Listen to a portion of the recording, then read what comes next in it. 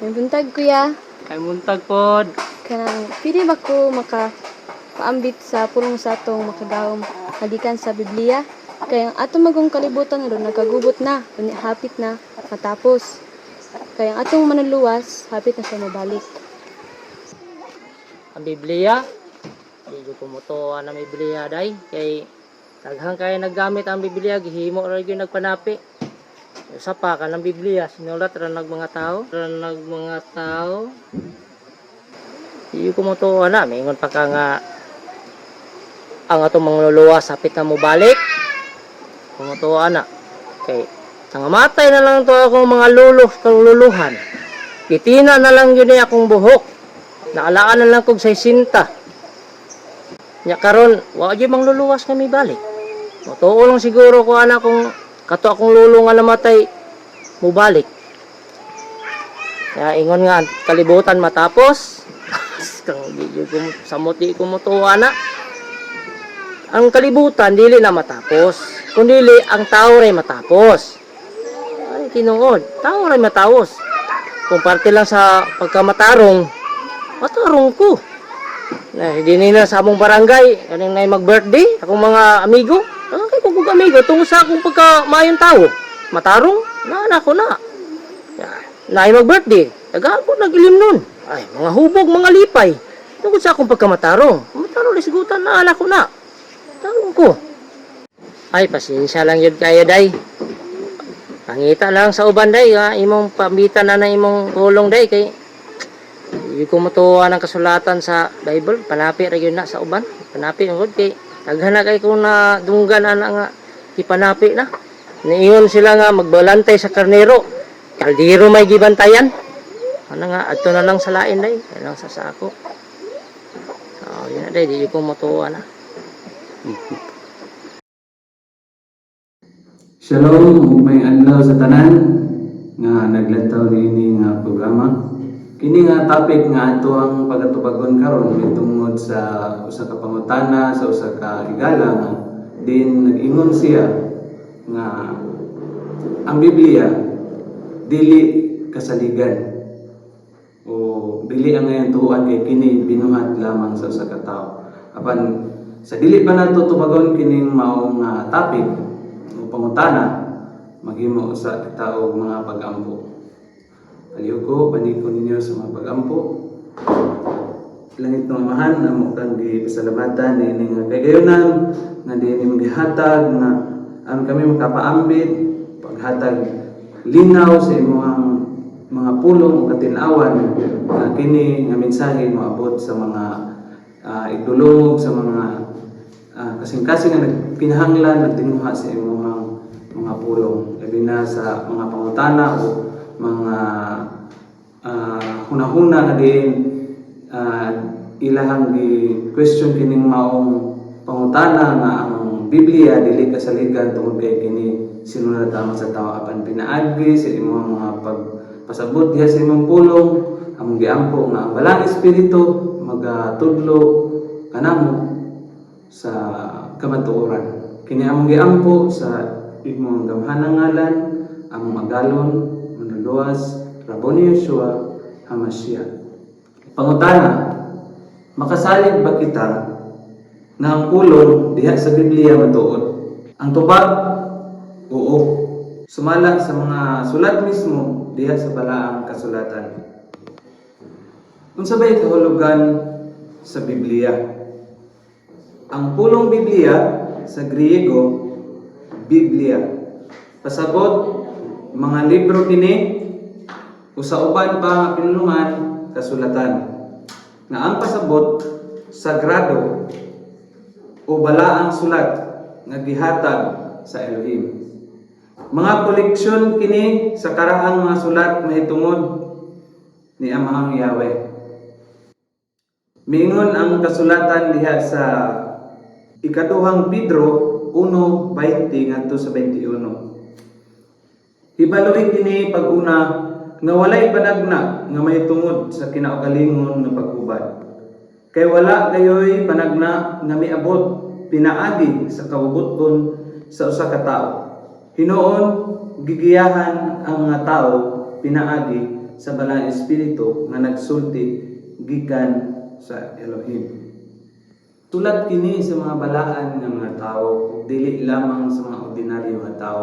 Mao kaingon kita nga kining kasulatan o Biblia matuod gayud kay mismo ang balang espiritu sa Elohim o sa Ginoo mao gayud ang naggiya sa mga taong balaan, mga tao nga dili ordinaryo mga tao, kundi mga balaan nga tao nga diin gigiyahan niya aron kining mao mga sulat masulat. Gani miingon dinhi nga dili kini kinaugalingon nga paghubad, kung dili giniyahan gayud sa espiritu nga iya sa Ginoo. Mao kaingon kita nga kining mao nga Biblia o kining mao nga kasulatan matuod gayud. Doon na pa'y laing bersikulo makita diha sa ikaduhang Timoteo 3:15 ngadto sa 17. Nakahibalo ka nga gikan pa sa imong pagkabata, nahimbawan na nimo ang balaan nga mga kasulatan nga naghimo kanimong maalamon sa kaluwasan pinaagi sa pagtuo diha kang Yeshua nga Misaya.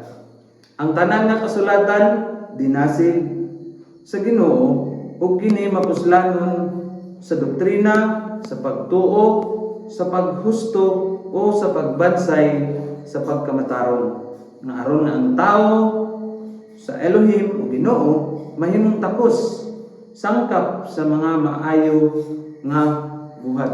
Na makita nato dinhi nga bersikulo nga nag-ingon nga ang Biblia o ang kasulatan gani mingon dinhi nagikan pa sa imong pagkabata, no? Imo nang himbawan ang balaan nga kasulatan. Kung baga sa usa ka tawo nga gikan sa iyang pagkabata hantod nga nidako siya natigulang na siya, tiya gyud nga gitun-an ang kasulatan, ang Biblia. Kay pinaagi niini ang kasulatan, kining maong kasulatan maghimo kanimong maalamon ngadto sa kaluwasan. So ingon ana ka kasaligan ang pulong o ang Biblia tungod kay kini maghatod kanato ngadto sa kaalam o sa kaluwasan pinaagi sa pagtuo sa atong manuluwas nga mao si Yeshua. Ug kini sad naisgutan sa dinhi nga ang kasulatan dinasig ug giniyahan sa atong Ginoo ang Elohim, no? Ug kini nga kasulatan galamiton alang sa doktrina, sa pagtuo, sa paghusto ug sa pagbansay sa pagkamatarong nga aron ang tao sa Elohim, ang tao sa Ginoo mahimong may mga buhat o may mga maayo nga buhat.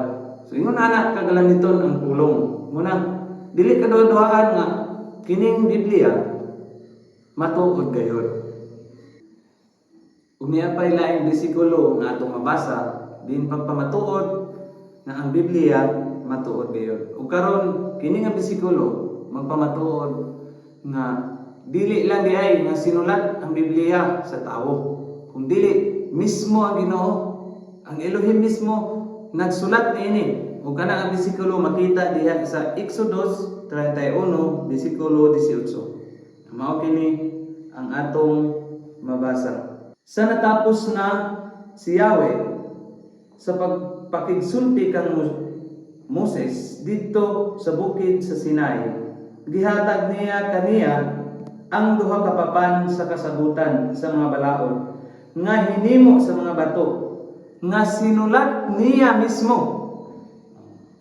Sa to pa kinsa may nagsulat nining mao nga kasulatan sa sumala sa giingon dili sa bersikulo nga iyang gihatag ngadto kang Moses, no? Katong gitawag nato og napulo ang mga kasuguan. Mismo ang Elohim, ang Ginoo mismo, si Yahweh mismo, siya ang nagsulat niini, pinaagi sa iyang mga kamot. Muna nga kini nga bersikulo magpamatuod gayon na ang Biblia dili siya basta-basta nga sinulat lamang sa tao, kundi mismo gani ang Elohim nagsulat niini aron kita mutuo gayon. Na James o Santiago 1:23 nagsimbolo kini ang Biblia sa usa ka salamin. Unsa man ning salamin? Alang sa pagpadayag. Nan kung magbasa ka og Biblia, mamalandong ka niini Biblia, adunay mga butang nga ipadayag diha kanimo pinaagi sa Biblia. O ginganlan usab kini diha sa Salmo 119:105 nga suga. Para asa man kining suga? Ang suga para kini kahayag o pang-iwag diha sa kangit-ngit. So mao kana ang simbolo sa Biblia. Gani ginganlan usab siya diha sa Hebrehanon 5:12 o gatas, no? Masayop ta nga ang gatas para sa bata, no? Para pagkaon kini sa bata nga aron ang bata mahimo siyang himsog. So mao sad ni ang Biblia, ang pulong kasulatan maghatag og kahimsog sa ato ang espirituhanon nga kalig-on, no? Ginganlan usab kini diha sa Hebrehanon 5:14 nga solid food o gahi nga pagkaon. Pagkaon kini para asa na solid food? Para na sa mga dagko, sa mga gulang na, dili na para sa mga bata. Karon para asa man kining pagkaon? Para pagpalig-on gihapon, no? Aron malig-on ta, makusgan ta, makahimo ta sa tong mga buluhaton, sa tong mga tahas. Mao ni ang simbolo sa Biblia. Ang Biblia makalig-on nato aron makahimo ta sa mga tahas nga gihatag sa Ginoo kanato.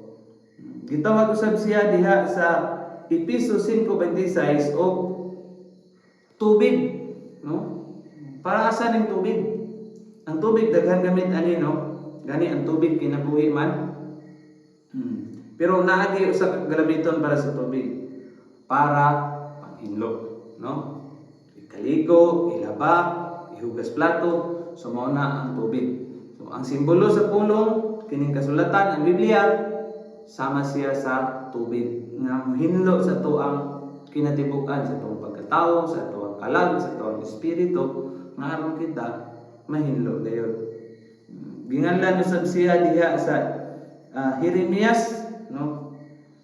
23:29 nga kalayo. Ug sumpay niini ginganlan usab siya og martilyo. Panuna, unsa man kining kalayo? Kung gisgot tag kalayo, di ba? Kini bitaw bulawan. Sa dihang makakuha ta og bulawan nga gikan sa yuta, ato kining pagatunawon ug hinluan ato siya aron mugawas gitong putli nga bulawan.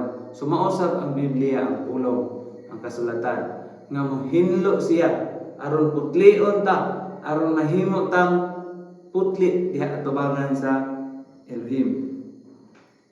Ug ang martilyo, para asa man ning martilyo? Sa panimalay galamiton siya sa pagdukdok og langsam, no? Pagbungkag sa mga bungkagonon. Mao na ang galamiton ang gamit sa martilyo. Pagbuak, unsa may bukon sa tuhang kinabuhi, sa tuhang kaugalingon. Bukon niya ang atuhang kaugalingon pinaagi sa iyang pulong sa pamaagi nga aron kita unsa man sa diyang mabuak ta sa atuhang daan nga pagkatao, sa atuhang daan nga pagkinabuhi, sayop nga pagkinabuhi, sayop nga pagunahuna, sayop nga paggawi.